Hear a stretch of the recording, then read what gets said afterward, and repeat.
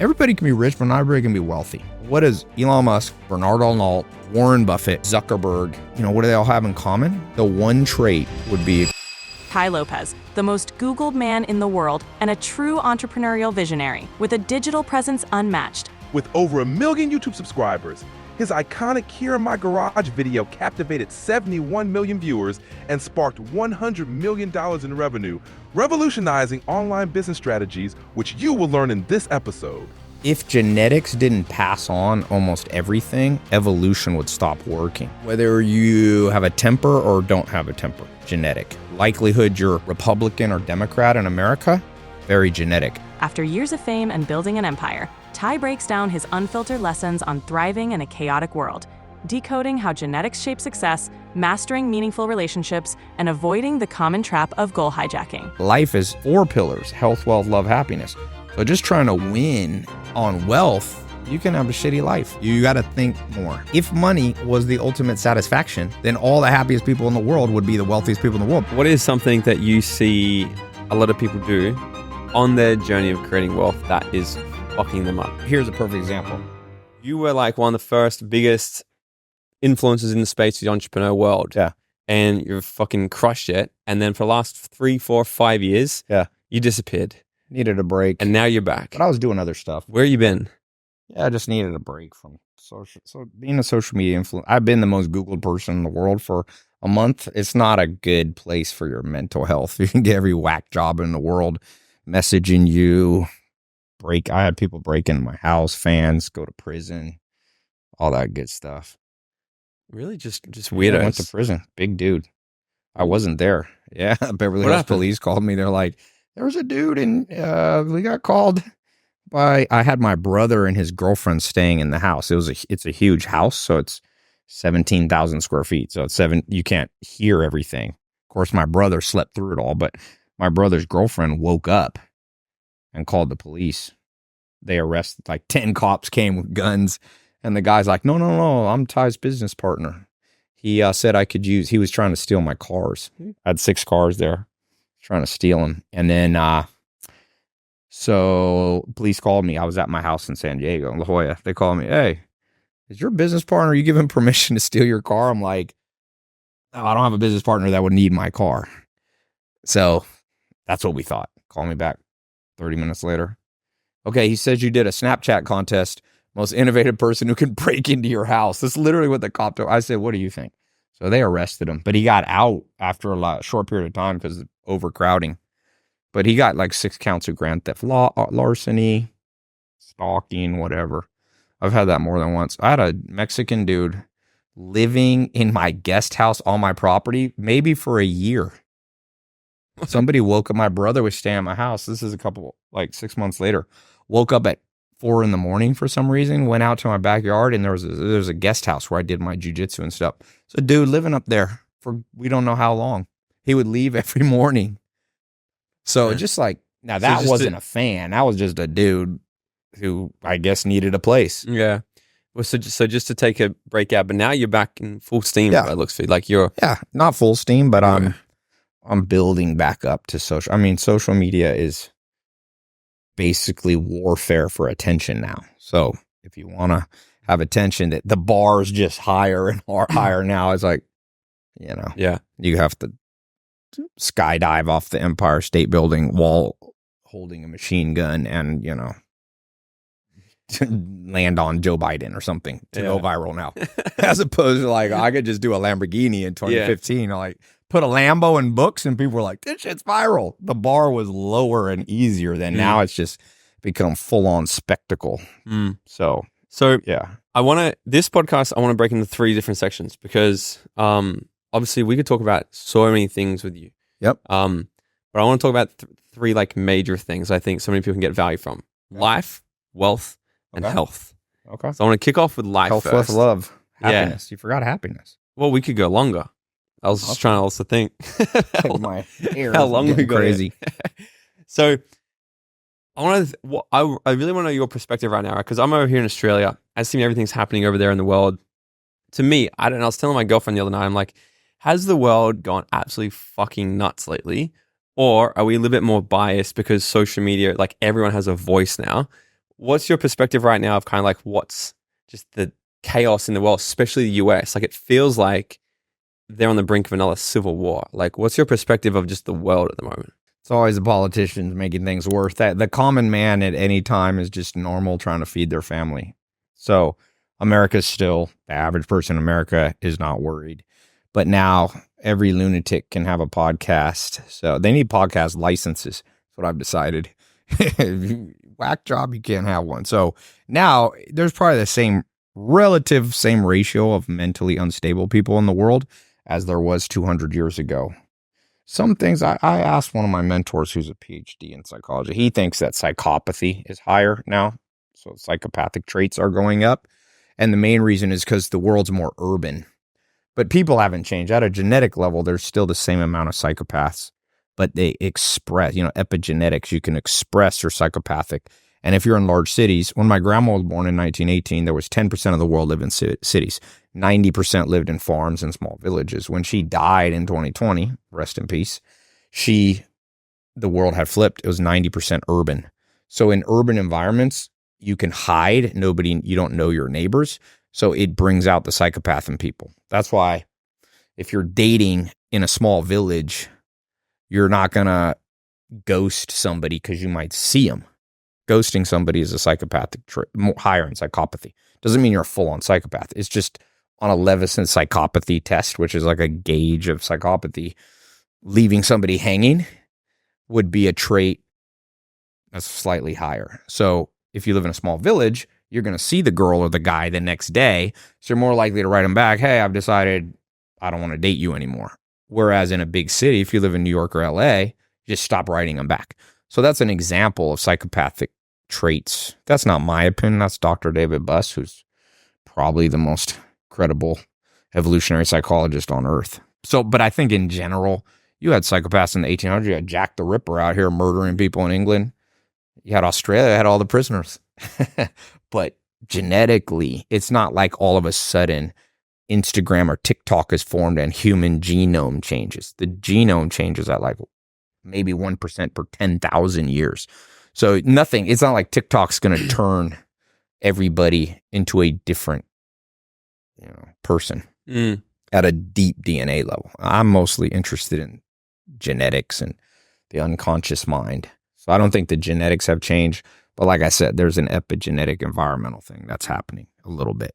What I've seen is like, and I don't know if it's the rise of social media or just because I'm in it or not, but it's like with podcasts, essentially, especially now, there's been so much more people that have been able to get a message out there, where before the only message you could get out is from the newspapers, the news is completely controlled. Yeah. Now, especially since COVID, all these people actually speaking out, be like, no, this is fake, this is false, this is wrong, and people getting cancelled left, right, and center. People like Andrew Tate trying to speak up. There's all this chaos, and what I've seen, it's like this is a whole world that I've dived into a long time ago. Yeah.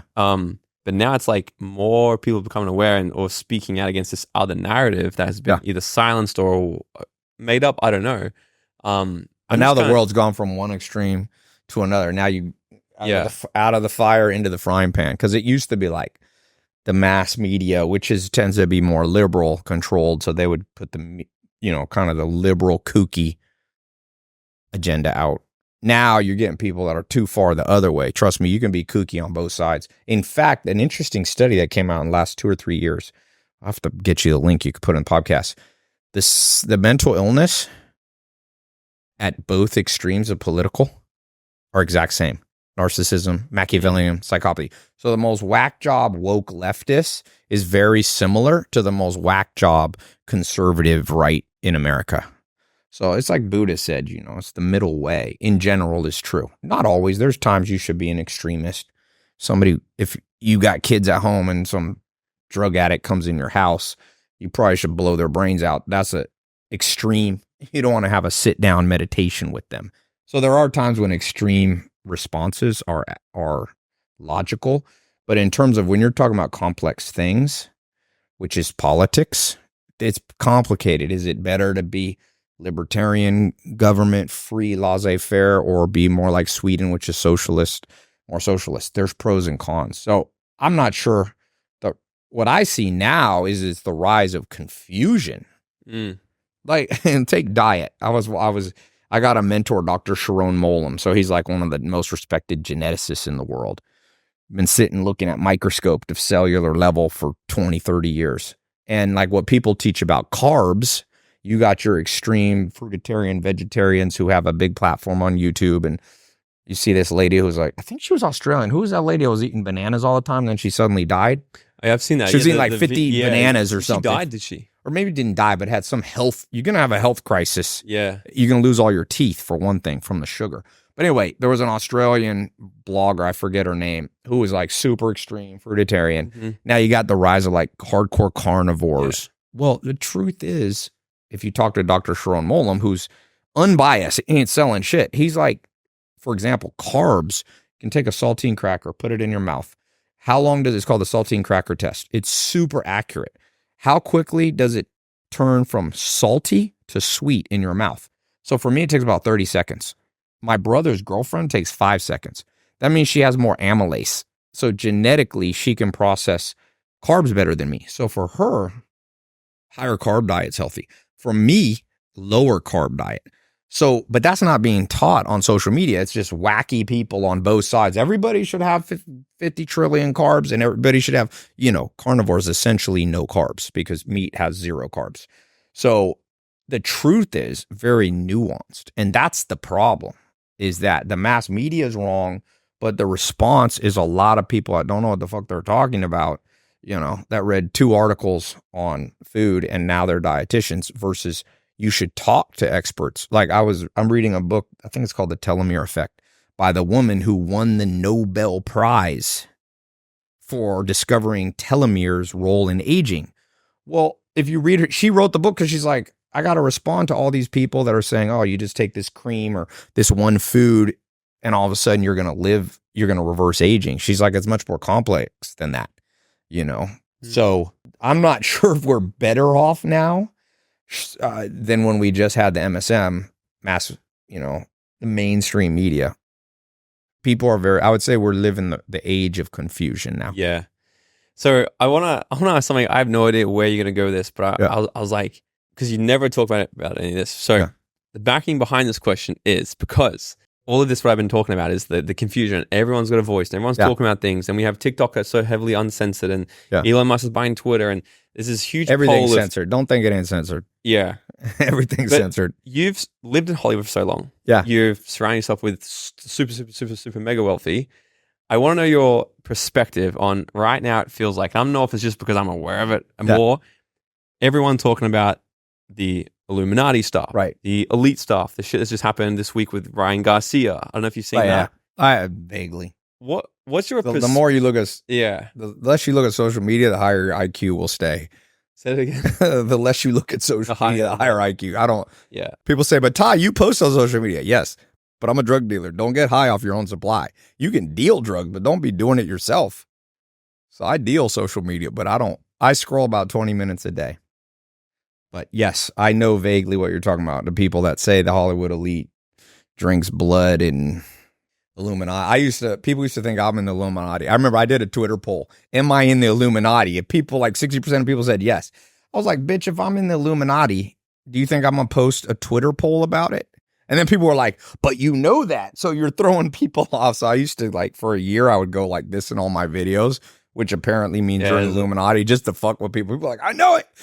Get me views. Great. I'll deal the drugs of entertainment. But look, my mom's a super conspiracy theorist. So I talked about you could just make up a conspiracy. I could be like, Pellegrino mom is sponsored by Kim Jong-un and it's made up the tears of North Korean prisoners. My mom would be like, I could see that happening. My mom's never met a conspiracy theory she didn't like. So I'm around it a lot. I think there's some conspiracy theories I believe. Like JFK probably wasn't shot by one dude. The Epstein one, I would go with that. I don't believe Epstein killed himself. That one was too many weirdo things. Like even the guy that was the interviewed his brother. I forget who interviewed. His brother just got interviewed. Well, the dude who did the official coroner, the guy that examines the dead body, was like, this isn't likely to be done by. And then they lost the tapes. But I don't believe every conspiracy. Like, you got to be balanced. Like, some conspiracy theories are stupid. The one that look, I've been in business as business partners with 3 guys on the Forbes list in my life. Real billionaires, not like podcaster billionaires, dudes that you can Google. These guys have big ego. There's no way they're working with any other billionaire. My mom's theory is that like Bill Gates gets together with Elon. I'm like, Bill Gates and Elon Musk don't like each other. There's too much ego for rich billionaires to form a cartel and do shit. Trust me. I won't say, I know 2 billionaires. I won't say who, but everybody here knows them. I once was with one and I brought up the other dude's name because I know them both. I thought he was going to have a nerve. Just the name of the other guy, he started getting pissed. So the thought that rich dudes get together and form ritual I doubt it. Now, there is an unintended cartel that happens. Rich people for the last 10,000 years have been voting to protect their wealth, not because they like the other billionaire, but because it's self-serving for them. So there's like a indirect conspiracy Illuminati. I look, man, I lived in Hollywood. I remember Seth Rogen was over at my house. Seth Rogen smokes a lot of weed. That's what I think he does. Like, do I think he's out, howling at the moon? I'm like, Mom, maybe. Look, quantum physics is interesting. I believe my grandpa was a marine biologist, but he became an astrophysicist. And so I've always had somewhat of an interest in astrophysics. But the newest Nobel Prize, the 2022 Nobel Prize, was won for saying local realism is false, which is a very mind-blowing thing. Einstein hated the thought. It means when you look away from the moon, it disappears. And when you look back at it, it renders like a computer screen. You can Google it. Just Google Nobel Prize for 2022. This isn't fringe science. This is the top scientists in the world. There's a lot of weird things in this universe. One of them is if you measure something like an electron, the act of measuring it makes it kind of untrue. I'm oversimplifying it, but nobody knows anything. I don't know. It's possible that Bill Gates and Mark Zuckerberg and, they all get together and drink blood. But what you should do is assign everything a probability. Smart people assign things probability. Like my phone sales team, every single deal we do, we don't they make a call, they open up a deal. I call them deals. Some people call them opportunities. I'm like, assign a probability. Smart people think in probabilities. The odds that Jeffrey Epstein killed himself, or didn't kill himself, that the conspiracy, I would say is pretty high. It's probably 60% chance there's some bullshit, but I wouldn't bet my life. I talk to people that I'm like, bro, you don't know anything in life, but you know all these conspiracy there's something called Dunning-Kruger effect, which means stupid people have more confidence. Because if you're smart, you're like, oh, I don't know. Like Albert Einstein, I think he said something to the effect of, it was Plato or Socrates. Maybe the smartest person ever lived is like, the older I get, the more I learn, the less I know. Mm-hmm. So I don't know. But when I meet people that know, I have a friend. This dude's been broke his whole life. You start talking about politics and economics, he's got the exact answer. He's like, Tai, this is the prep. I'm like, bro, you can't even pay rent. How the fuck do you know about it? He got like, what are you fucking talking? You're giving financial advice? I'm like, what? It's like, I know fat people. I got a friend. He's fat. He's out. You bring up fitness advice, he's going to talk. I'm like, bro, you're fat. You got to sit this one out. So a lot of people should sit out things that you have a low probability of being accurate about, Mm-hmm. And that's the problem. Now you get paid to just podcast, the wackier stuff you say, the more likely. So Idiocracy is a movie that's maybe coming true. Yeah. So one of the biggest things you're talking about at the moment is finding out our motivation style. So how can we better understand ourselves to position ourselves better for success? Genes. That's a controversial thing I say, but it's true. And it's painful, but it's true. So it's not so much finding out motivate. I mean, with some scientists, I built a company, 12types.com. There's a company called 16 Personalities, but it's using very outdated science. Myers-Briggs is like 1950 stuff before they had even decoded the genome. So I think there's unconscious motivators. I think genes evolution. They asked 100 smartest people in the world, what's the most profound thought in human history? And I think 96 of them said Charles Darwin's concept of evolutionary biology. So you basically have if genetics didn't pass on almost everything, evolution would stop working, right? So the whole premise of evolution is that we have sexual reproduction and things change over time. So whether you have a temper or don't have a temper, genetic. Likelihood you're Republican or Democrat in America, very genetic. In 50 years, they're going to swipe your spit of a baby and be like, this baby's going to be a Republican. This one's going to be highly religious and have spiritual, spiritual feelings. This person is going to be an atheist. This person is going to have anger problems. This one will probably be a drug addict. This will be an alcoholic. This one will be high twitch muscles, probably a pro athlete. It's like life outcomes. They're a lot of the smartest people right now, based on what we understand. The real question is, does free will even exist? And it's interesting. Some people are religious, don't like that. But if you actually study, like Christianity had a whole group of people that believe there was no free will. Calvinists. So you're saying so how we're born, our genes, the way we're made up has more to do with what we'll do in this life, what we'll achieve than anything. But it's not 100%. Not everything's 100% genetic. Eye color is 100% heritable. You have zero environmental effect. So you could be born in the slums of Johannesburg. You could be born in Beverly Hills. If your parents pass on blue eyes, it's just 100%. Then there's certain things that are very environmental.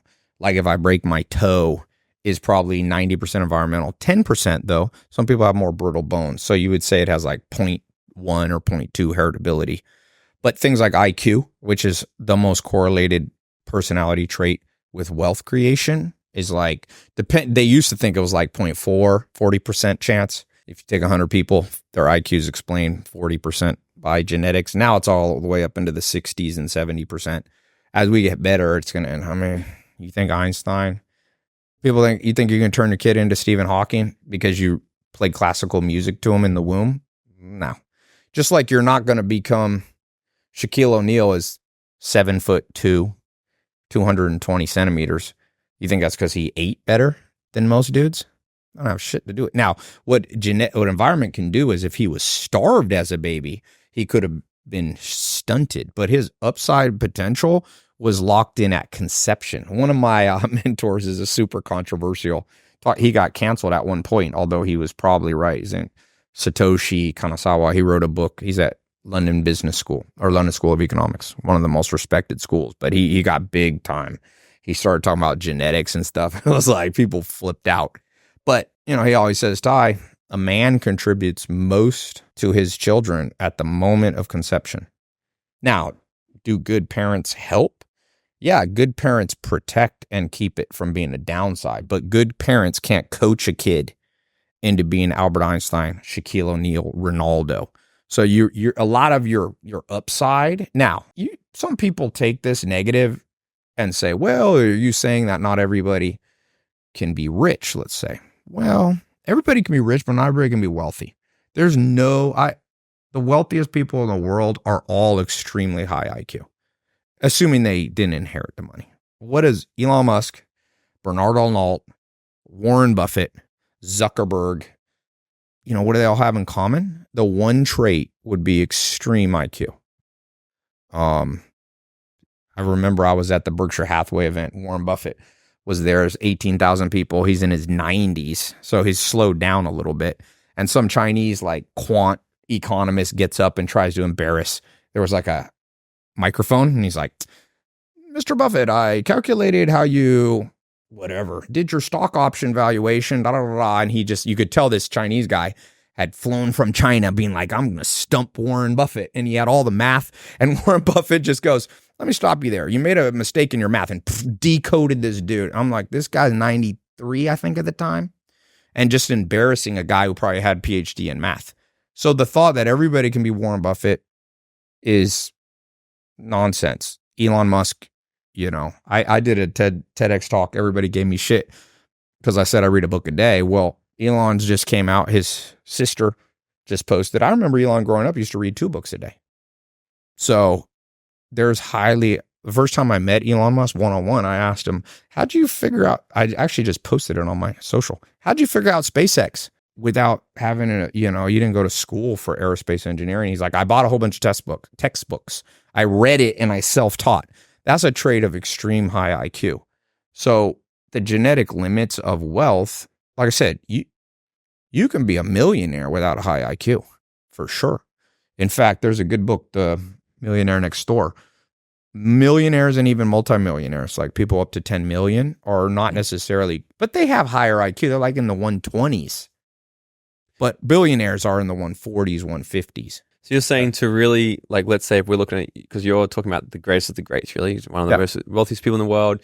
Are you saying genetics plays a part to sort of get the pinnacle? Yes. Because I would contradict this and say, well, what about, like, let's say a book you recommended me a few weeks ago, The Expectation Effect. Mm-hmm.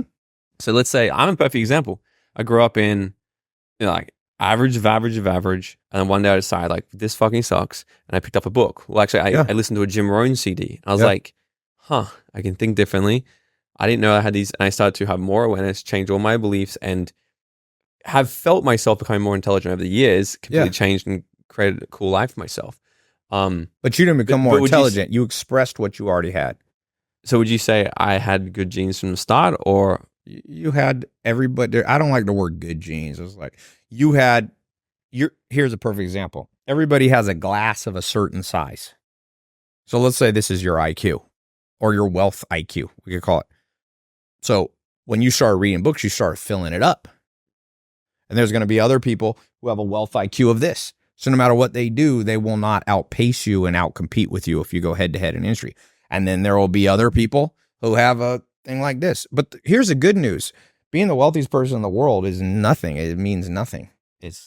That's why everybody should figure out what glass size they have and max out the glass size.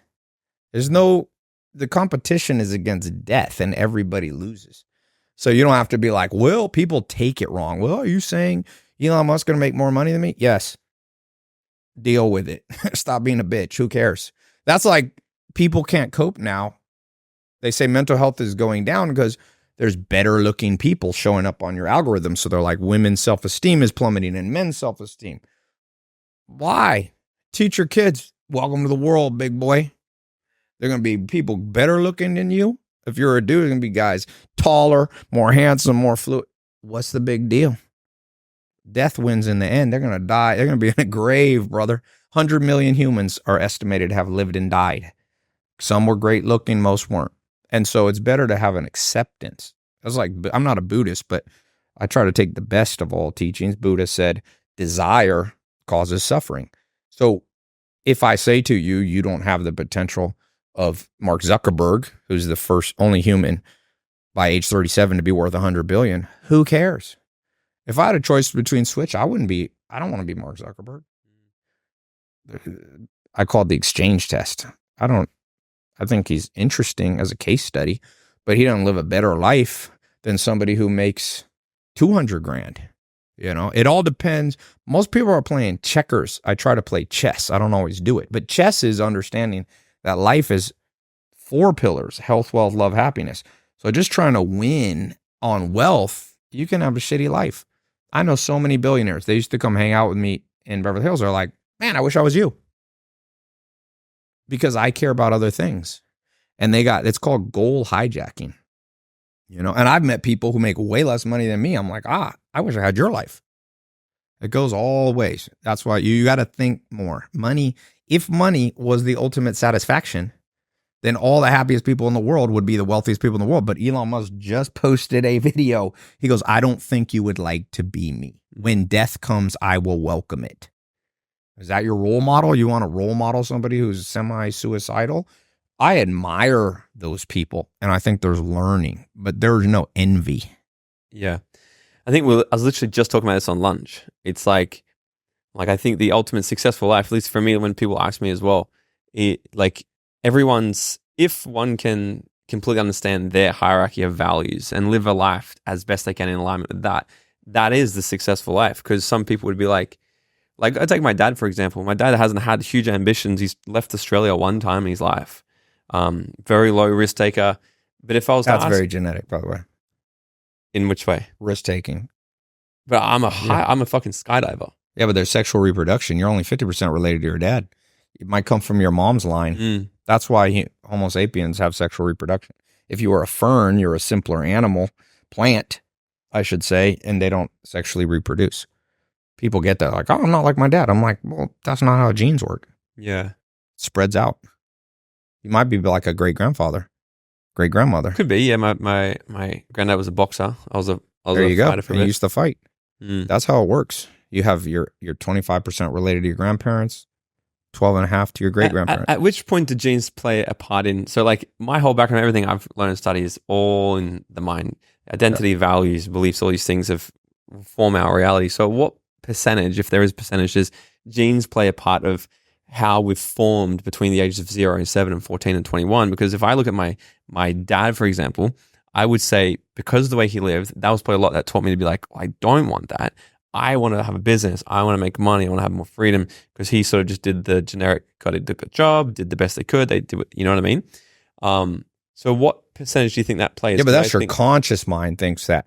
I bet you, and they've done a lot of studies called twin studies, if you had been adopted, if you had never met your dad and mom, you'd probably be very similar to now. It's not like that. I mean, look, why are the two wealthiest people almost in history, Steve Jobs and Jeff Bezos, orphans? They're orphans. The parents didn't have any effect on them. And look how successful. But I bet you those parents, they contributed their genes in such a interesting formula. You know, Steve Jobs had a lot of mental instability. He probably, oftentimes, people who abandon their kids have mental instability. But sometimes narcissists, for example, abandon their kids. And narcissism is also somewhat positively correlated with IQ. Super complex. We don't even understand it. Ask me in 100 years, and like I said, we'll know more. But what we do know, there's a great guy, Dr. Robert Trivers. He's probably the most cited living scientist. He's the Harvard professor who is the head of the Harvard, or was, of the evolutionary biology department. This is new science from the 70s. We just decoded the genome. But I mean, your brain it's following a blueprint that came through the genes in the chromosome. So it's highly correlated. I think our ancestors will laugh at our environmental stuff. You know? It's interesting. Oh, yeah. You, grandpa, used to believe that this wasn't genetic? Like, you're so prehistoric. Like, we look at our ancestors from the 1800s. They didn't know about bacteria and washing your hands. We're like, bro, you didn't wash your hands after you went to the bathroom? We think that's prehistoric? That's how they're going to look at us. Yeah. In 20 years. So I don't know if there is a test on it, but let's say hypothetically, or maybe there is, we can do a test, we can figure out our genes, and it says, okay, you were blessed with good genes, like a better word, so you'll be this. Let's say, are these genes, they're not so good, so you're probably not going to have traits to sort of take risks, be an entrepreneur, yada, yada, yada. For the person who then goes, well, fuck, I wasn't aware of that now they've formed the belief to think that's true, would they have not been better off to not believe it than to now believe that they were born not well? Maybe. If your wife you were with her for 10 years and your best friend found out that the kids you think are yours were from another man, would you want to know? Probably. Why not just ignorance is bliss, baby? Just raise somebody's kids for the rest of your life. Somebody else's. Would you rather know? Yeah. Okay, well, you got your answer. No, Better to know the truth. No, what I'm saying is, right, so like, let's say person B goes, oh, fuck, I guess I'm not going to try now. But that's an incorrect interpretation. Okay. But let me give you a practical example. Majority of people have low risk-taking genes. There's nothing wrong with them being an intrapreneur, not an entrepreneur, because low risk takers have higher anxiety. I've met people that start their own business and they're miserable because they're low risk takers at a genetic level. And so their anxiety, even if they eventually win, they suffer for 10 years. Those people would be better off to be the first or second or third employee in a new startup, not take the full risk. The richest guy I know, Steve Ballmer, he's the 9th richest man in the world, and he did not start the company. He told me, Tai, I was scared. Bill Gates and Paul Allen left Harvard, and I stayed and graduated. That's a lower risk taker. You can get plenty wealthy as a low risk taker. I'd rather see people not torture themselves. We have a myth, everybody should be entrepreneurs. That's not true. We know this at a genetic level. The reason nature makes some high risk takers and some leaders, imagine if everybody became a leader, who would follow? 8 billion armies with everybody's the general. Who are they commanding themselves? So you're not going to have a world where everybody starts their own business. and many people shouldn't, but it doesn't mean anything negative. You can be the next Steve Ballmer. So you could still do it's better to match up with your genes. My mentor, Joel Salatin, farmer, he used to say, nature laughs last. So if you think you're going to outsmart biology, you're going to laugh last. Some people aren't meant to be married, and that's a myth. Society thinks everybody, well, genetically, some people have higher dopamine, lower attachment styles, I should say lower emotionality, lower sentimentality. These are scientifically valid traits. And some people are very high on sentimentality and dependence. Those people will enjoy marriage. But if you got kids, you can't just tell them all, everybody get married. Probably everybody should have kids. That's more correlated with happiness. But marriage makes some people miserable. If I had sons or daughters, I don't want them all. I'd be like, no, not everybody get married. No, but you're higher on this traits. Yes, you're going to be very happy. Some people are super happy married. What motivates you now? I don't know, adventure. I'm like a combination of my dad and my mom's side, so probably adventure meets intellectual realizations, maybe. Are you familiar with, 'cause I'm sure you do, like, when you meet people, do you like psychoanalyze the fuck out of them?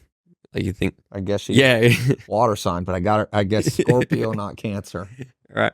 So like I knew she doesn't like to be read. Some people, you can tell people by some people love being read. And I got you as a Gemini, the first bet. Yeah. That's my non-scientific part, astrology.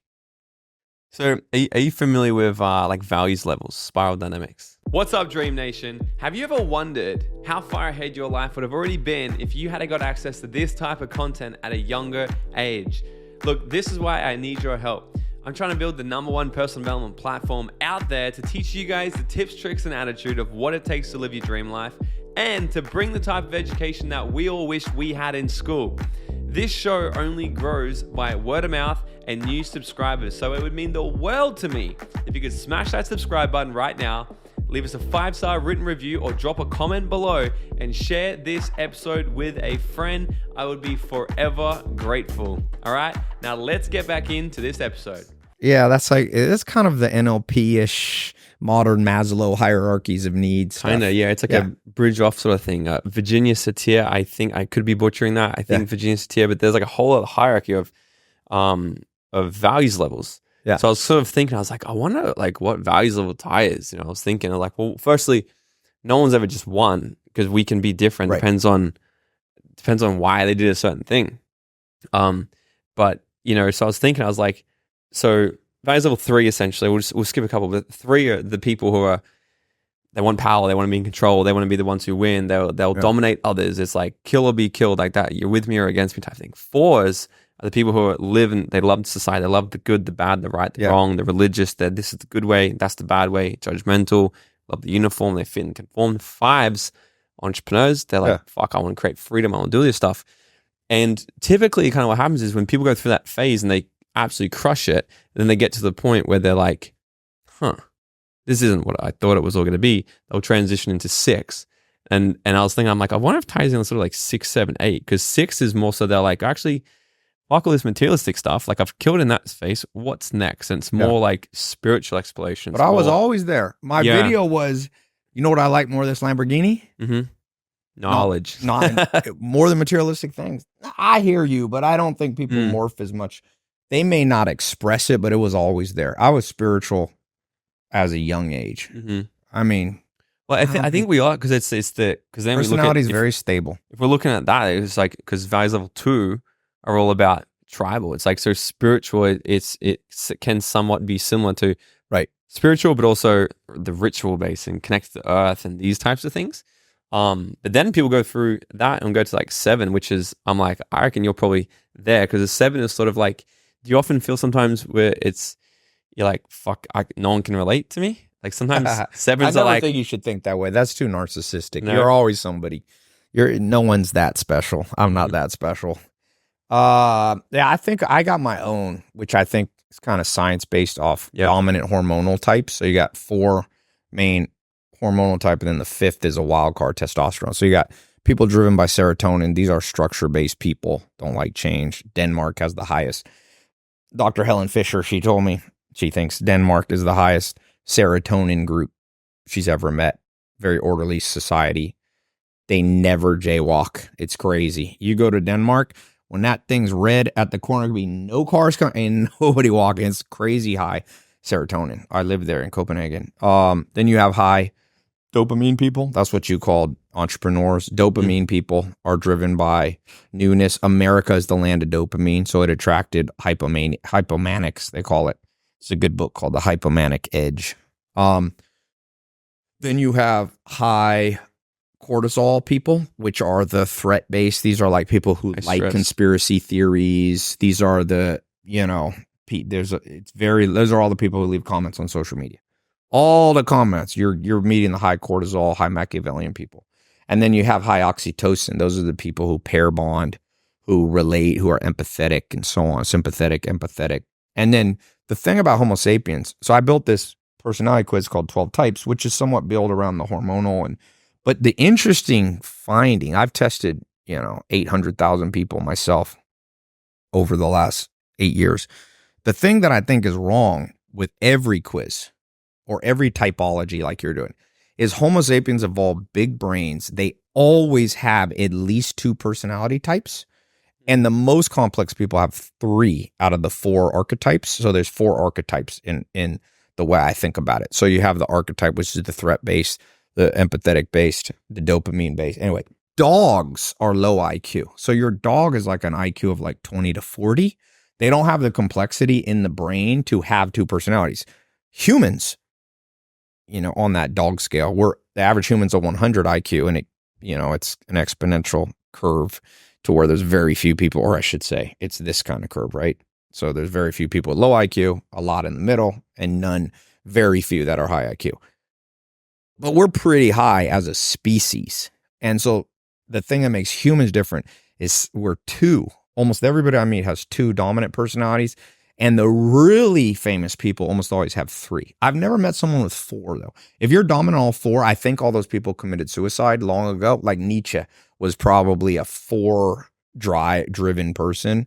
A lot of the smartest people in the world's genes are gone, because if you're super intelligent, you're like Solomon in Ecclesiastes, everything's vanity. You might as well blow your brain out, right? So we're left, all of us, even the people we consider smart, aren't that smart. None of us humans are that smart, because if we're super smart, we would have given up a long time ago. We'd be nihilistic, right? So you have a lot of 3-brainers, 3 dominant. Like Elon Musk is very high on cortisol. That's why he's like into civil rights. I'll save the world from free speech. He's very high on dopamine. He runs 3 big companies at the same time. And he's high on structure. He can build tech companies, which needs a methodical mind. But he's not high on oxytocin. In fact, his wife, I read it, that new book came out, said, I think he has no empathy. He struggles with empathy. There's an example of a 3 dominant hormonal system. The average person I meet, even entrepreneurs that are 2. I never meet a 4. Can you analyze me? You're probably oxytocin people. You did network marketing, oxytocin, love, and dopamine. And you're a dopamine. You're like different stuff. Jump out of airplanes. Even your body language is like high dopamine. I'm high dopamine, high serotonin. Those are my 2. But then the wild card, you can look at your hand. A lot of people don't realize there's 20 scientific studies on this. There's 21. One says it's not true, and 20 validate it. You can look at natal, when you're in your mother's womb, prenatal testosterone release. I have high testosterone, low estrogen. Wait, this is, let me see yours. Or are you right or left hand? I'm right hand. Okay, but flip your hand. Yeah, so you're like me. You're higher testosterone. So it's predictive that you got in fist fights and stuff like me. You're a higher risk taker. You have less fear. And what are you looking for here? This is your estrogen figure. Estrogen figure here. Testosterone here. It's not 100% correlated, but it's very correlated. You can see. Oh, so if it's longer. Yeah. I tell people, I did this on Brad Lee's podcast, and the world went crazy. This guy doesn't know what you're talking about. I'm like, bitch, Google it. You ever heard of Google? It's called digit index ratio. It has nothing to do with palm reading, astrology, or it's just in the womb. It's just like with cows. You can look at the whorl of the hair on a cow. I got a big farm. I got a lot of cows. The whorl in a textbook in agriculture, you can see the whorl of the hair of a bull will show aggression levels. Interesting. Yeah, it's not phrenology. It's not that pseudoscience. But anyway, this is not 100% correlated, but it's not your current testosterone levels. Yeah. It's like you're preset at a very young age. Yeah. It's super predictive, like who will not be happy. How many relationships have you been in your life? Like legit ones? No, not legit. Just longer than, not one night stands, like longer than a month. Yeah, longer than a You month. saw the same, you Just like one women? at the same time. Like, no, see, you were a high testosterone dude. You probably I more than 20? How old are you? No, not more than 20. I'm 30. I'm in a great one now. I had one before this. I had one in between. That was about 6 months, but I was kind of like testing polyamory for a while, see if I There liked you it. go. That was a high dopamine activity. Polyamory.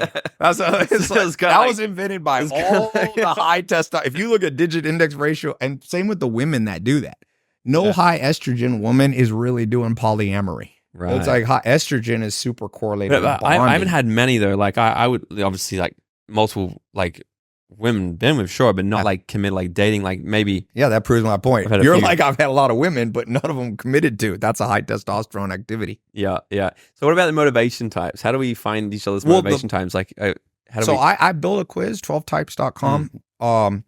There's different quizzes. It's super complex. Like Can you find a couple on me? Can I find what? Can you find a couple on me? Or like my motivators? Well, then there's the four M's, which is separate from the hormone thing. So it's mating. It's material things, mating, movement freedom, mastery status. You're doing a podcast, so you're going to be high on mastery status. Any social media influencer cares about appearance and image, and then you're going to be higher probably on freedom because you're trying to make a lot of people. You're probably lower on material stuff. Well, let me see. You got Yeezys on and expensive watch. You may be high on there. Mating, you'll probably be in the middle because you're not settled down and married. So the 4M. So are these? Would these have any correlation to values? Because I could say like at one point I was very materialistic. Like I think when you don't have it, But you I'm still like, got Yeezys. You still got a watch on. But yeah, it's like I it depends on the day. Like these are genuinely comfortable shoes, and I like the look of them. I would probably, if exactly, you like the look. Yeah, that's the unconscious. See, the difference between me, all those conscious mind schools, which you kind of like, which no hate on them. They're the 4 values of the Maslow. Anytime people self-diagnose, I get bored because it's just you can't self-diagnose. Nietzsche was right. The mind's an impenetrable fortress. You only learn about yourself through friends and enemies. So it's very hard to be, when people the more aware someone tells me they are of themselves, the more deluded I know. It's not possible. I'm like, you make your heart beat. You control your autonomic response. You control your response. If you look in your bank account and all your money's gone, taken by a hacker, some people have no emotional change. Other people at unconscious level almost have a nervous breakdown. That's happening in the brainstem, the back of your brain. You can't just change your brainstem response to stuff. Yeah. So it's better to change your environment. See, that's what I'm not a self-help guy like everybody thinks. So I'll give you an example. A self-help person meets a man or a woman who live in New York City. And they come and they say, Mr. Therapist, Mr. Tulum yoga expert, Mr. Ayahuasca person, Mr. Weed reggae guy, I'm experiencing high anxiety. And I must change myself. And the first guru comes to them and says, if only you take this ayahuasca and open your eye. And this person says, if you do your yoga and you meditate.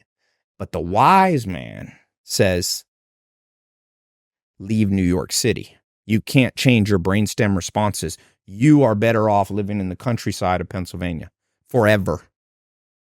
And the fools are over here talking about the conscious mind and the way the narcissism of humans to say genes, which DNA is probably at least 1 billion years old.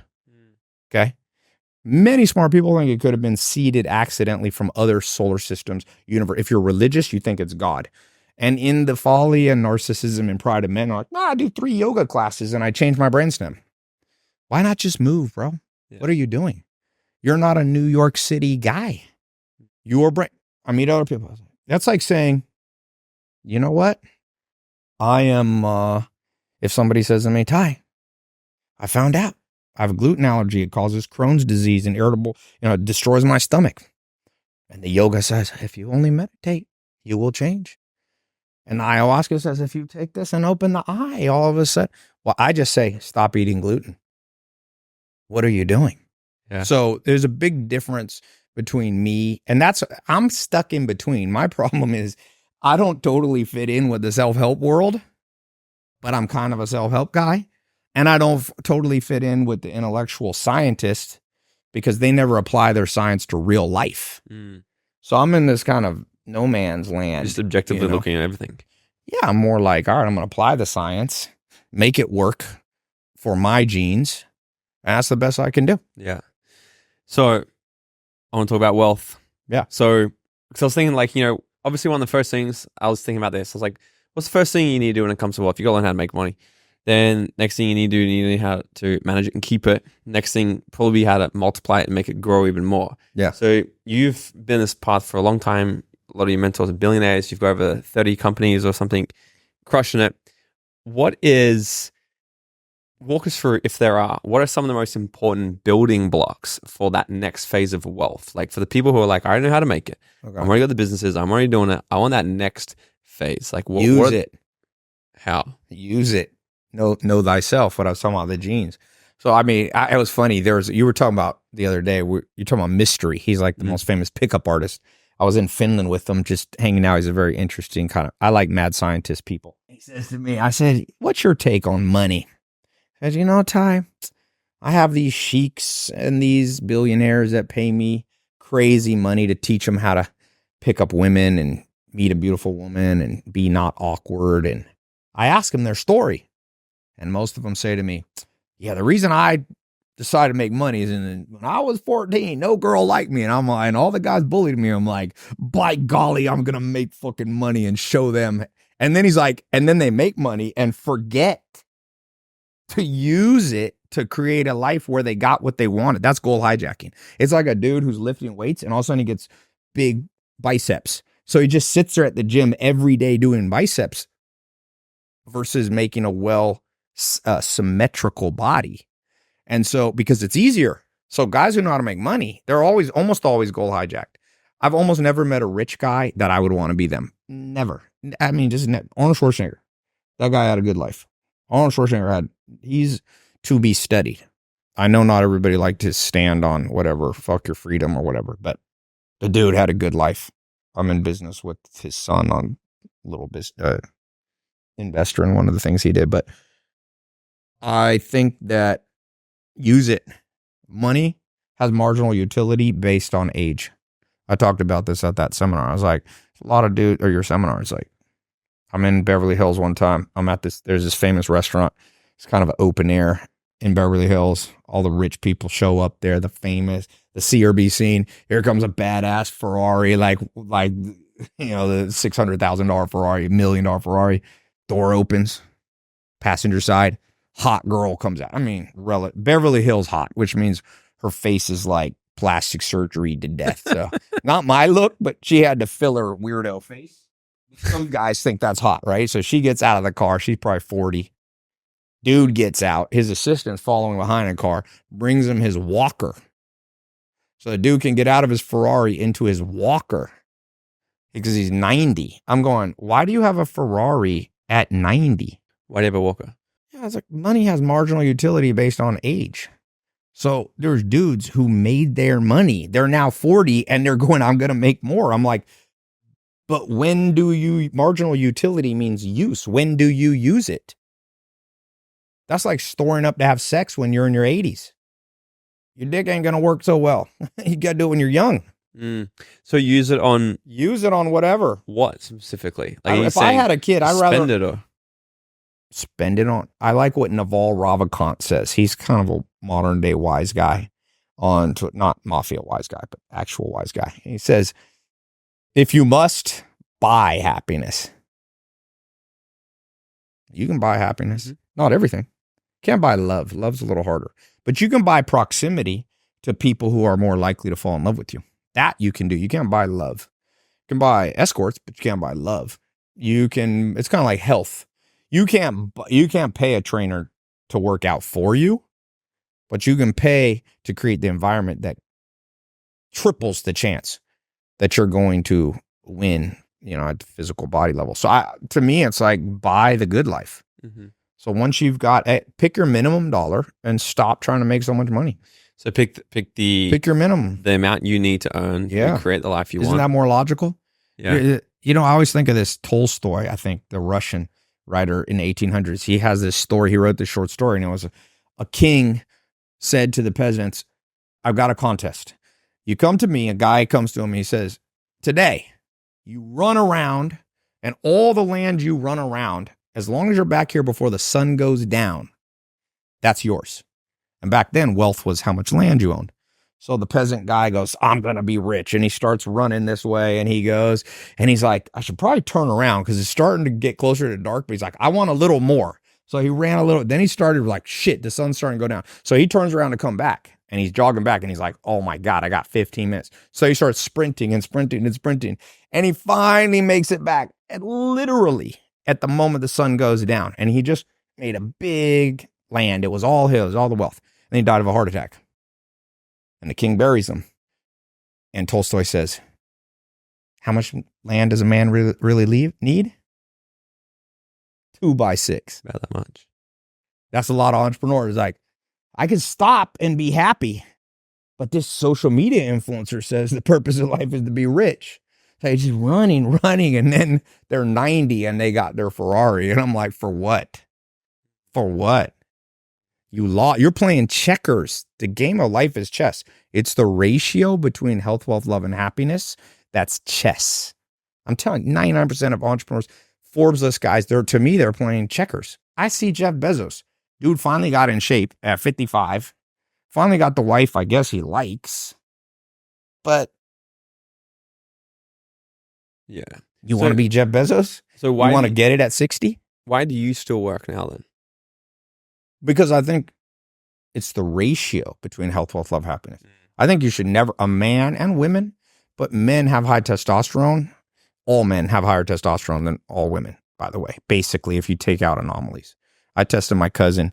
Her testosterone was 30. Mine was 1200. So there's a big difference in men and women.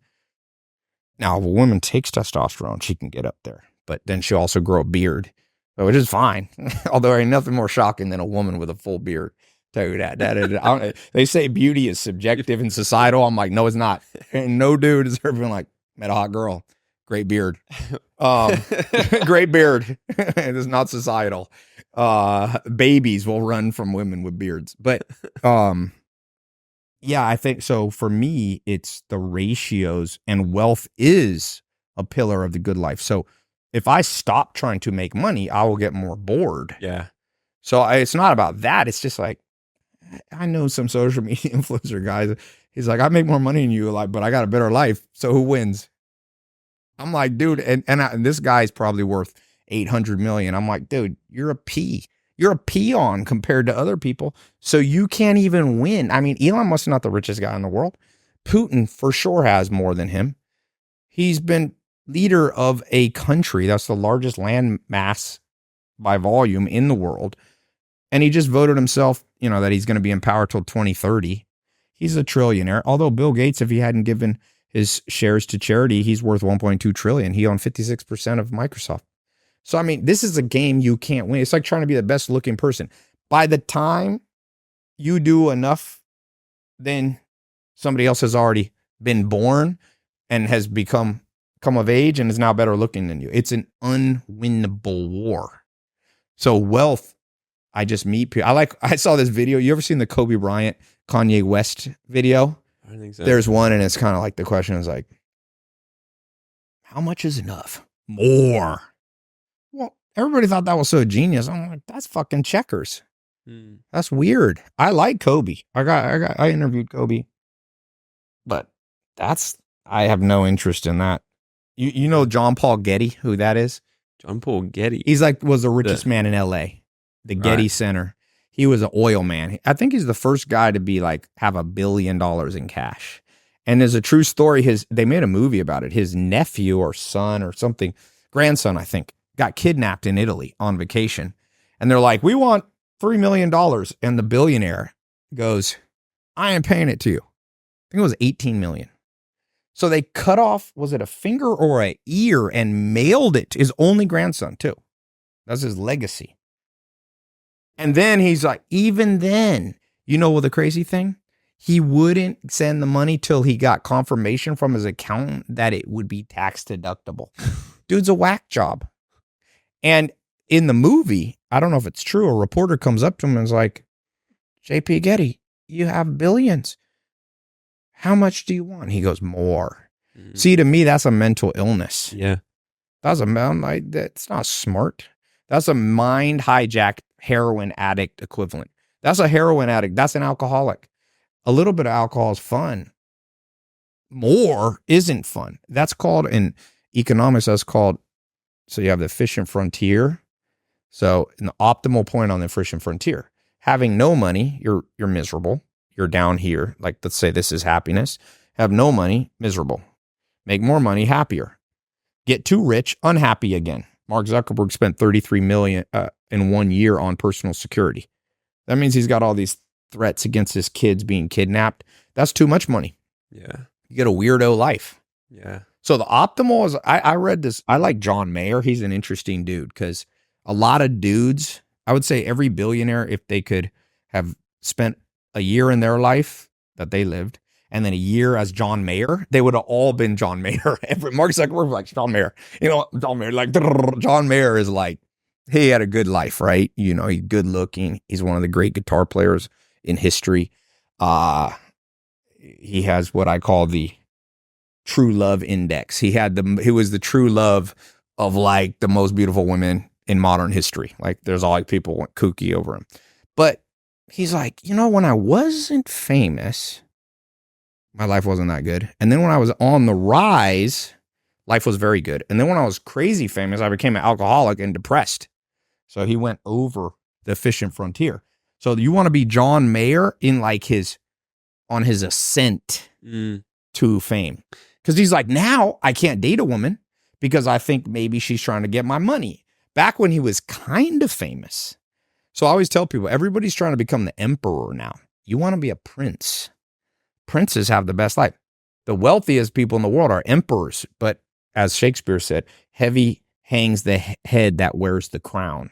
Because someone's always trying to chop off your head. You're better off to be number 2 than number 1. You're better off to be a prince, not a king.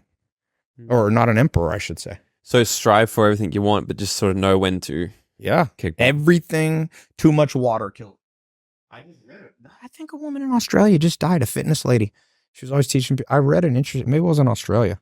Just recently, some woman died drinking too much water. She was like, you know, reading that humans are underhydrated. So she drank like 5 gallons or whatever. And she's like a little woman and she died. Huh. So everything is on a sufficient frontier. Yeah. Well, even height, guys want to be taller. Well, I have a bodyguard guy who's 7'3". He doesn't do that well with women. Most women want taller, but they don't want freakishly tall. That's fucking scare them. Yeah, and most women don't want, if you're a 4'11" guy, you're freakishly small. You know what I'm saying? So it's like, even with height, they say like a 6'2", 6'3" guy actually does the best. Yeah. Not 6'6". What is something that you see a lot of people do on their journey of creating wealth that is fucking them up? Not like in what we were talking, like too much, but they're sabotaging their results. They're not like, what's something that you don't practice enough. You got to practice just like you would for like playing football or soccer. How do you practice? Practice like you want to be good at podcasting. Do 100 podcasts with an imaginary guest. Roll a camera. You want to be a social media influencer? You want to make viral videos? Make 100 of them that you just put in drafts. I mean, you can post them, but you make 100 of them just to practice. So it's all practice. You want to know how to build funnels? Build 1,000 funnels. Mm-hmm. Then you're good. Everything's on a 10,000 hour or 10,000 iteration rule. So people think, they don't realize is like money is the most competitive thing on earth. Not everybody wants to be a supermodel. Not everybody wants muscles. Not everybody, but everybody wants money. I've been in like 15 countries in the last couple years, the last couple months, or 12 months, let's say. The only universal is if I bring a sack of money and I hand it to somebody, every person in every country will take it. There's nothing else I could give them. I could take a Lamborghini, bring it to 1,000 people. 10% of them were like, no, I don't want this car. It's going to be too expensive. It's weird. My grandma hated my Lamborghini. So what is the one thing they call it fungible? They think that's about NFTs, you know, but the true use of the word fungible is it's interchangeable and it's a commodity, and that's that money. And so people will be like, I'm going to be an entrepreneur, and don't realize they're now competing with 8 billion people. So if you knew you were going to play football or rugby or soccer on a world-class stage, or UFC is a good one, you know you're going to go John Jones, Conor McGregor, you got 3 fights in 3 days. Pick your people. George St. Pierre, John Jones, Fedor Emelianenko, Conor McGregor, whoever. Floyd Mayweather if you're a boxer. The average entrepreneur is rolling in there, practicing on the day of it. Oh, okay. Yeah, I'll do well. I'm like, bro, you're going to get slaughtered. It's like the Rocky movie. What's your prediction of this fight? Pain. You can also spend 10,000 hours training for John Jones and still lose. So average entrepreneur is look, entrepreneurship is correlated with hypomania, hypomanics, people who are overly optimistic become entrepreneurs. So it's normal, but deluded. And then Mother Nature has to slap you around, but you can avoid the slaps by just practicing a lot. A lot. You're not married, correct? Correct. Are you in a relationship? Not now. Are you a relationship guy? Depends. Like, do you think in your foreseeable future is getting someone, settling down, doing that thing, is that a thing for you? Probably not in the traditional sense, but I do think do think you should have romantic actual relationships. It's way healthier. So how does one go about finding, right? Because I know I've huge, especially as a male, right? I've had lots of relationships. I'm in one now with an amazing woman, and it's like energetically being with one great partner become way more successful. Yeah, some people do. Yeah. So what sort of tips have you got? So how does someone sort of detect or find to know these are the things we're looking for a life partner? Kids are what matter. Love is an emotion. That's kind of fake, but kids are real. Interesting. Kids are real. It's a mind trick. People don't. It's funny how many smart people know nothing. I'm like, you know why you experience the feelings of sexual love? Your genes want to propagate. They need a new body. So they want you to have sex, and they want you to feel attached long enough that you ensure that this baby was vulnerable for the first 7 years. That's why there's a 7-year itch. Because after about 7 years, people move. So kids matter. Love's great. If you can get it, that's great. But kids matter. Kids matter. Kids, your kids and your great, they could be around for 1,000 years. Your partner ain't going to be. So the most important thing is pick somebody who's a sane partner that you get along with. If you live in Sweden, you don't have to get married.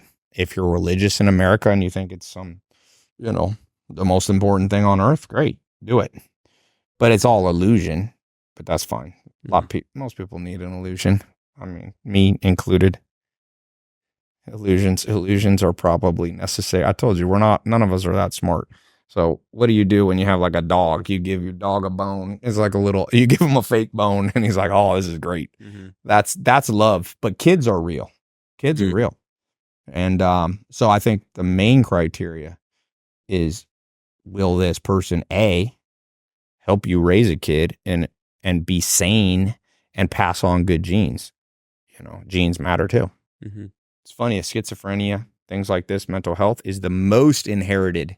More inherited than even IQ. So give your kids a chance. Don't have a kid with somebody who has major mental instability. Mm. If you're an alcoholic, do not have a kid with an alcoholic. If you have high anxiety, dilute your genes down. I know people are super up in rage when I talk about that. I'm like, I know, because common sense isn't common. So what I'm saying sounds wacky. But like Einstein said, the thing about smart people is they sound weird to dumb people. Whenever I talk about this, people are like, oh, that's weird. I'm like, maybe you're just dumb. It's possible. Is it possible that you just are like, huh? But it's so obvious. Look, 50% of marriages end in divorce. Now, you can see that as fall of society. But when there was low divorce, don't think everything was great. Men and women were in horrible relationships being abused.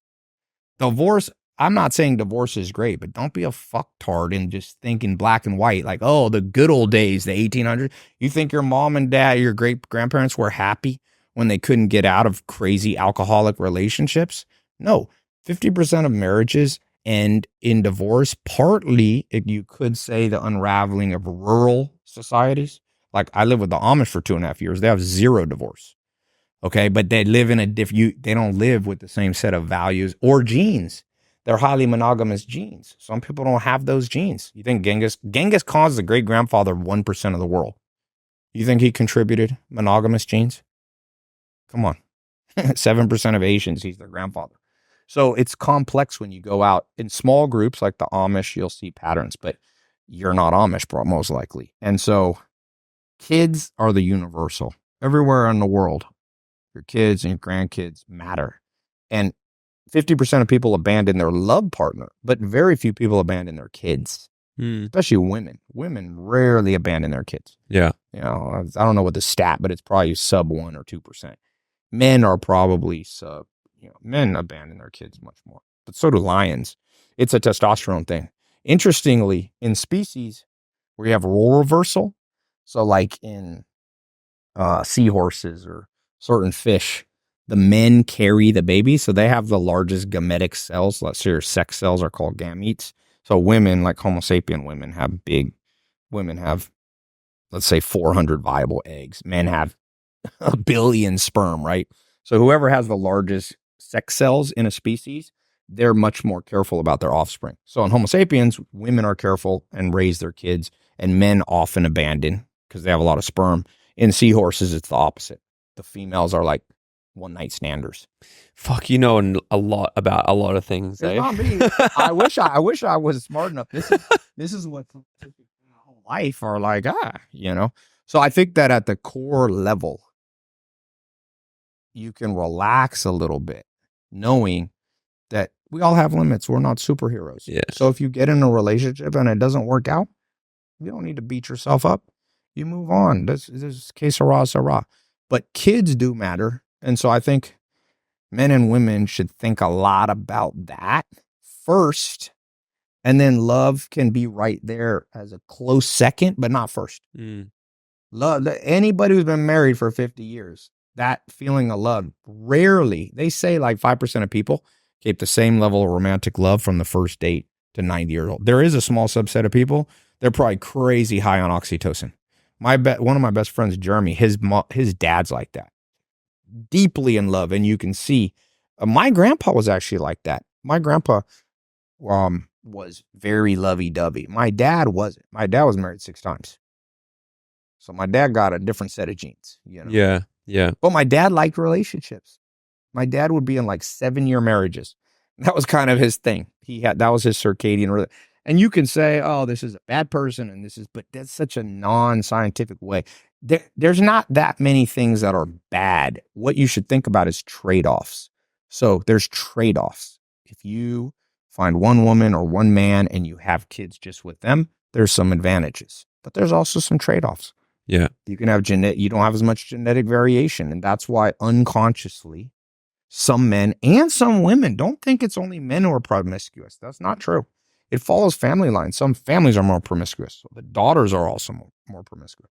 So the cool thing about the modern world we live in now, as we know a little bit more, we're still kind of stupid as a species, but I'm a little bit smarter than my grandparents, not because I'm smart, but because I got science. I now know washing my hands helps. Is you can design your own life.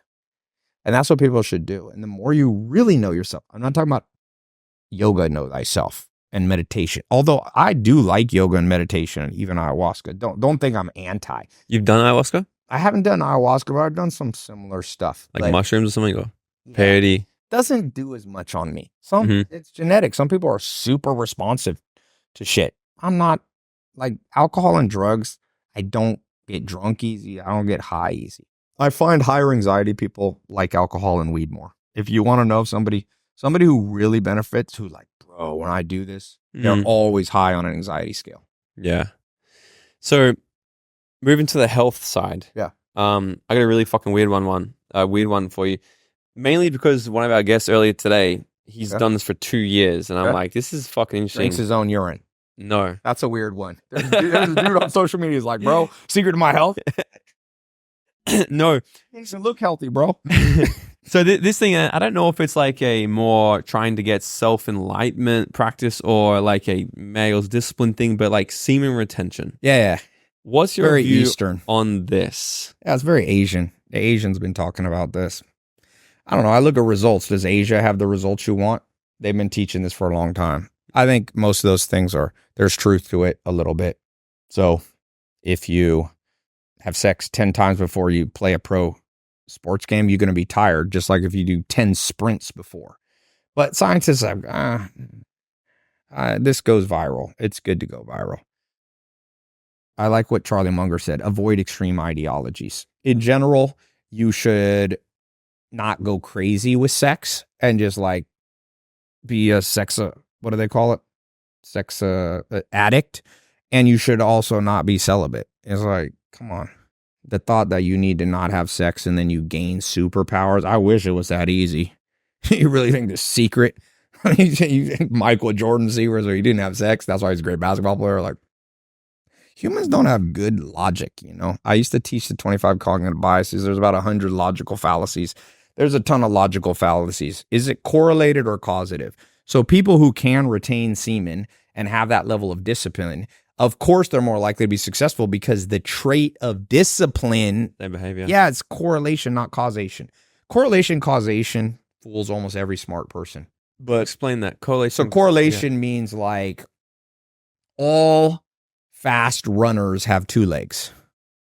If you go watch the Olympics, so if I'm an alien, I come down to Earth, I go back to my alien planet, I'm like, the secret to being a fast runner is have two legs. And people are like, no, it's more complicated than that. No, I went to the Olympics.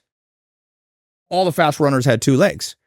And then they say, wait, that's just correlated. The causative factor in being a fast runner, cardiovascular, high twitch muscles, generally long legs, they call it the super gene. 10% of black men have it. Only 1% of white people do.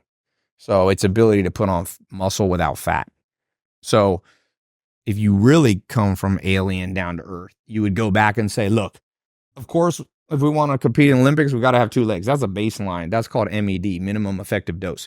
But the real causative thing is we need to design a prototype human that has high twitch muscles in the legs, has probably the super gene. There's people like in Bolivia, bigger lung capacity. So it's super complex. So I like what Einstein said. You should make things simple, but not simpler. The thought that the secret to health is just semen retention is an oversimplification. It might be one ingredient in 50. I wouldn't put it that high up. Probably the most causative thing of health that no one talks about is like 150 minutes of deep sleep and vitamin D. The vitamin D is a close to magic. I use an app built by a NASA scientist. I call things called D-Minder. When I've gotten in my best shape, like I'm always experimenting with different stuff. When I lived in Puerto Rico, which is one of the healthier places, almost no pollution, way out there in the Atlantic, you get sand from Africa is the only thing hitting you. And I was precisely to the minute hitting my vitamin D with the right amount of exposure.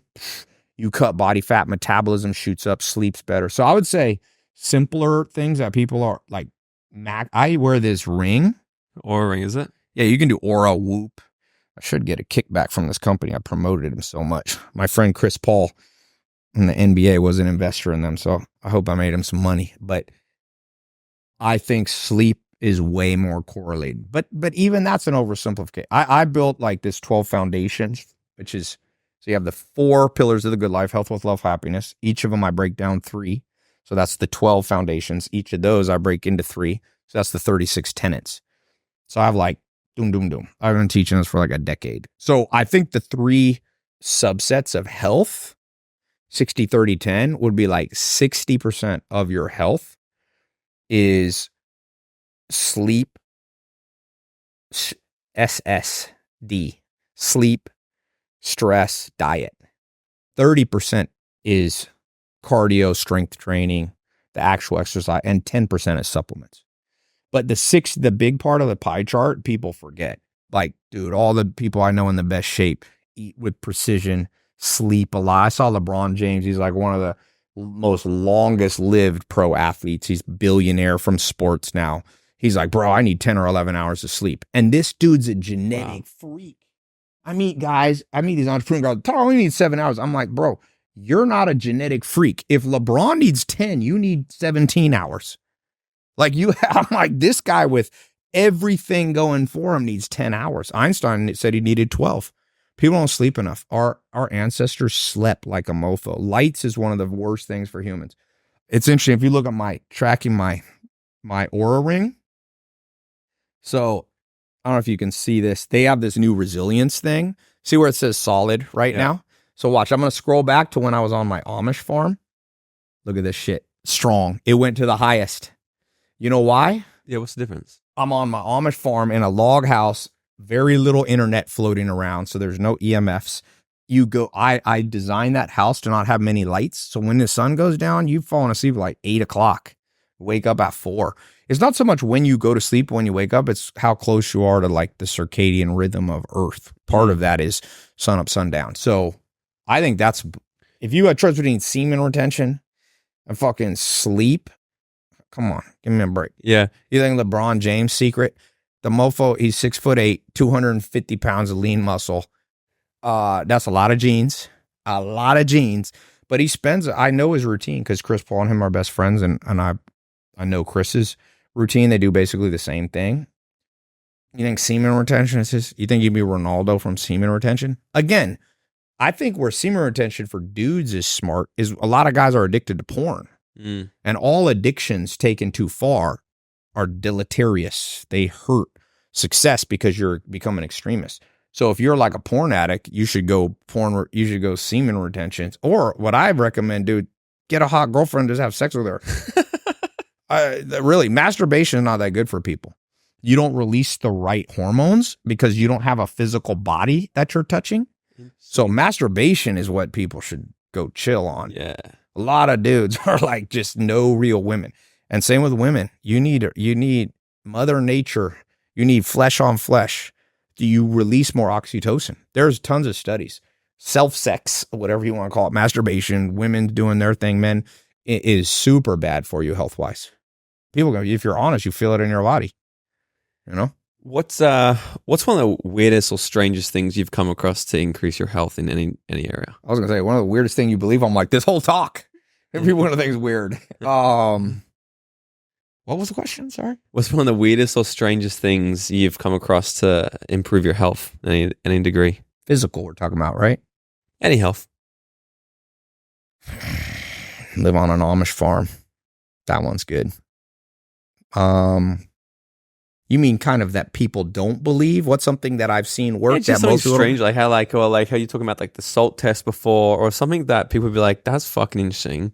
I didn't think that, or I didn't know that does that. I can improve my health somehow. Well, I think optimizing your entire life for 150 minutes of deep sleep is a big deal. You will have to restructure everything. If you have one KPI, even me, it's hard. Like yesterday, How do you get that? How do you, dude? You have to do everything right to hit 150 minutes for most people. So you could see yesterday, today I got 145 minutes. 1 hour 45 minutes. So that's 105, which is anything over 100. Now it'll vary for some people. Some people will easily get 150. Like young kids, if you're like 8, but I'm talking about as an adult, as an entrepreneur, hitting 150. First off, you're going to have to change your whole life from sitting. If you sit, you don't move enough to go into deep sleep. So you need like 15,000 steps. That whole 10,000 steps is like cheesy science. It's not real science. Like Lieberman, a paleoanthropologist from Harvard, actually studied the bone structure of humans and our ancestors. Men need to walk about 14, 15,000. Women's hips is like 12, 13,000. So you're going to have to redo that. You have to redo stress. You have to redo lights in your house. You have to, and you have to get out of big cities. Cortisol, there's a good book, Happiness Hypothesis by the professor Jonathan Haidt. He measured people's blood in big cities. It's like 10 to 20% increase in cortisol. your body actually detects all the rumblings of cars going by at the unconscious level as like slight stressors. Yeah. Because in our ancestral past, there was no, the buffalo came by and you stressed out because you're about to get run over. We're experiencing like continual buffalo going by. So I think, Rich, the second you make any money, you should buy a place an hour to 2 hours outside of a big city. And you should spend 40 or 50% of your time there. If you have kids, you should raise them 80% in the countryside. It's impossible to it's hard to raise kids 100% right in a city. Too much artificial video games, other kids in video games. You're not connected. How do you teach common sense, awareness, responsibility? People teach responsibility by having their kids, okay, can you set the dining room table? You think that sets the bar very high for responsibility versus like Amish kids will be like, I remember this little boy on the family I live with, David, he was 6 years old and he forgot to milk the cow. That was his job every morning. And instead of the mom having to give him a penalty or all the weird timeout shit that parents do, and she just looked at him and she's like, see the cow there mooing? Like the cow's in pain right now. And like David connected the dots in a non-artificial way that my negligence has consequences. And so he went out and milked the cow. That's different than telling kids, okay, if you don't play video games, you get $5. So the bubble of urbanization is like, I got these big farm guys that work for me, these Amish dudes. They are stronger than all the guys I see going to Gold's Gyms and stuff. It's crazy. I have this guy, David Bontrigger, manage one of my farms when I'm gone. And I've never been able to get him to go and bench press, but he's a massive dude. He's like 6'3", maybe 280 pounds. And I was like, David, I just was like, can you help me clean up the gym? And I said, you could try this if you want to know if you're strong. I was like, so I got the bar, 20 kilos, 45 pounds, and I stuck one plate on each side. And then I stuck the rack real high. And I was like, can you set this up here for me? And he grabbed it with one hand, balanced the bar, and set it up. Try to do a one-hand raise with 135 pounds. Yeah. And he just set it up there. But he's drinking whole milk. Yeah. Never had the internet. Doesn't have any stressors of here's what other people are doing. So health in the modern world is kind of an oxymoron. You got to get primitive. You have to get ancestral. You have to get caveman to really optimize health. And if a lot of the stuff you look at guys like LeBron James and stuff, he's going in a cold chamber. He's doing 10 hours of sleep. Guess what you did when you didn't have lights? You would sleep 10, 14 hours a day, especially in the winter. So he's just going back to his roots. So most of the stuff that's all weird. So basically ask yourself, did it make your ancestors, and pick a tribe that was very healthy, like the Sioux Indians? Did they do that? If the answer is no, then it probably makes you unhealthy. If the answer is yes, so here's an example. Did the Native Americans do semen retention? I don't know. They slept with women. They definitely did. And the women slept around too. Women could divorce you in Sioux Indian. You'd wake up. If she didn't like you anymore, she'd put yourself outside the teepee. They're like, goodbye. That was their divorce. But the point is, they were the biggest, strongest. They ate meat. They slept a lot in the winter. They had relatively low stress. They went to war. That's kind of like business. So they had aggressive things. So I think we're basically just replicating all the good. Now, the ancestors had some stupid things like not knowing about bacteria. But in general, go back to your roots. Yeah. Dude, this has been great. There's been a lot in this. I love it. This was a shallow podcast. Where can everybody, not that they're probably going to need to look too far, where can everybody find you on social media, see these new tests you've got out? Yeah, go to 12types.com. It's free. And by the way, if you have a company, I'm rolling out a paid version for corporations to test their employees. Super good. I test everyone, new people trying to come work for me, new applications, existing employees. It's the only, what's crazy? I built the only psychometric test in human history that factors in risk tolerance. Dude, risk tolerance is a bigger predictor than almost anything of behavior. There's never been a quiz. I don't know what's wrong. Sometimes people are like, Tai, why are you talking about medicine? You're not a doctor. Why are you talking about psychology? You don't have a PhD in psychology. Why are you talking about business? You don't have a Harvard MBA. I'm like, because all those people have failed us. Where's the doctor out there telling people about the saltine cracker test? Where's the doctor talking about 150 minutes of deep sleep? You know, where's the psychologist talking about risk tolerance, about the genetics? Facts. So it's not that, and I do like academics, but for sure, academia has failed the world. So Cool. yeah. A final question to wrap this up. Yeah. If you were to go back to your 18-year-old self, give him 30 seconds of advice, what would it be? You know, I think I started this question. Now everybody does in podcasts. I'm proud of myself. You started this question? For sure. I Yeah? started this question. And I've been podcasting like 2012, bro. And now everywhere I go, I'm like, are you reading me my questions back to me? When I started this, I'm like, I gotta have some sort of question I ask at the end to keep people waiting. Yes. Like, what's they gonna fucking say? And I'm like, that sounds good. So maybe I got it unconsciously from you. Right. And dude, everyone asks that. There's another, I hear stuff, people teaching me back my own stuff. Like, hey, mechanism. You ever heard of that? I'm like, bro, what are you talking about? We're talking about this in 06. I'm 18 years old. How long do I have? 30 seconds. 30 seconds. Ignore almost everybody because they're more lost than you. But when you find the one person in a specific area who knows what they're talking about, try to do everything they say. Don't pick and choose.